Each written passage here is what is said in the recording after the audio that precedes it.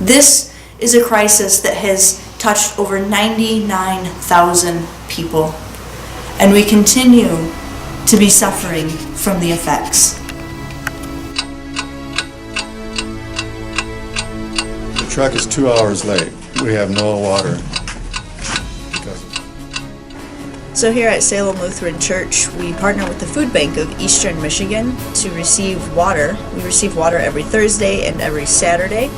So each week we're distributing about 120,000 pounds of water to the community. And one of the challenges has been that our state government is still not really funding the resources that our city needs to ensure that citizens receive access to this clean water. Welcome to Salem Lutheran Church here in the city of Flint, Michigan, as we engage the Flint water crisis. This crisis began in 2014 when the city of Flint switched from a Detroit water source which pulled from Lake Huron to the Flint River. The Flint River was a much more corrosive water source, and it damaged the infrastructure of the entire city and of household plumbing.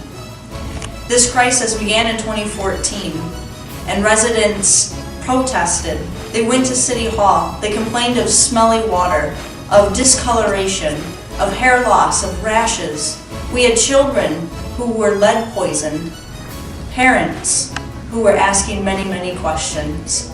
And for nearly 2 years, we were consistently told by officials in government and in our government agencies that this water was safe to drink. It's kind of hard on us because we have to go out to different places, and get water, and transportation is really, really hard. And if the rescue people come out and bring you water, they're only going to bring you 2 cases, and you don't have the water, to cook. You got to use the water and do a lot of different things. So yes, it's affected me a whole lot. We have been fighting this since October of 2014. Can't take a bath. Don't take a shower in it. Don't wash my hair. My hair been washed in months and months. But it's very hard. Do you know how much water you have to use to actually get your body clean? How many cases of water do you use in a day? I personally, I'll go through at least the 40 count, a case and a half to 2. So I have to use anywhere from 60 to 80 bottles of water a day to use for normal usage around the house. Like what? Washing dishes, just getting my body clean, brushing my teeth, just daily, anything daily, and sometimes even more. I have to use it. The water, we can't live without it, and it seemed like the government, they don't care. They don't care. Because first it's safe to use, then it's not safe to use, then boil it, then don't boil it, then it's safe to bathe in, now don't bathe in it. It's just every other week is something different about it. Ain't nobody gonna trust what they say. Personally, I don't use it, period. I use it to flush my toilet, that's it. Well, I moved into a new house last July and found out later that I had one of the highest lead content in the city.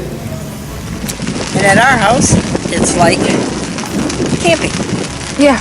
You use water for everything. Bottled water for cooking, bottled water for washing your food, bottled water for bathing, bottled water for drinking, bottled water for the plant, bottled water for the dogs. It's just, when we have bottled water everywhere. So here at Salem Lutheran, we are deeply engaged in this water crisis and providing vital basic needs to this community. This community is over 42% of people living in poverty. So imagine not having access to clean water, that the water that you have in your kitchen is potentially poisonous. It can hurt you. It can hurt your children. The fear that our families have experienced from this disaster is seen every day here at this church.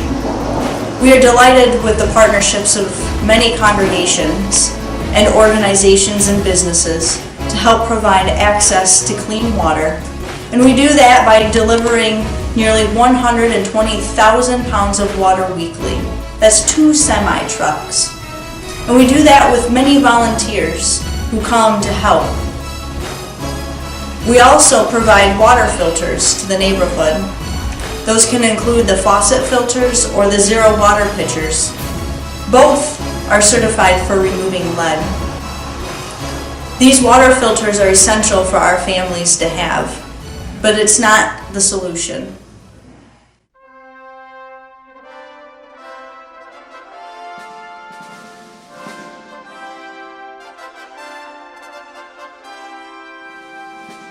Health and healing, and that we are able to do your work in the world according to your will. Oh, I find hope in the Lord. I feel like if you get to say he gonna make it better, I think. Where do you find hope? Places like this. Tell me why. Because you can, to me, they do more for the community than the city's doing for the community. You can come here and they give you pretty much as much as you need. Yeah. You know, and that's a big difference. You know. Here, they'll give the water out until it's all gone, but they're not limiting your water, and that helps. You know what? It's just like a new life for me. It's like a door has been opened to where I feel at home. Yes.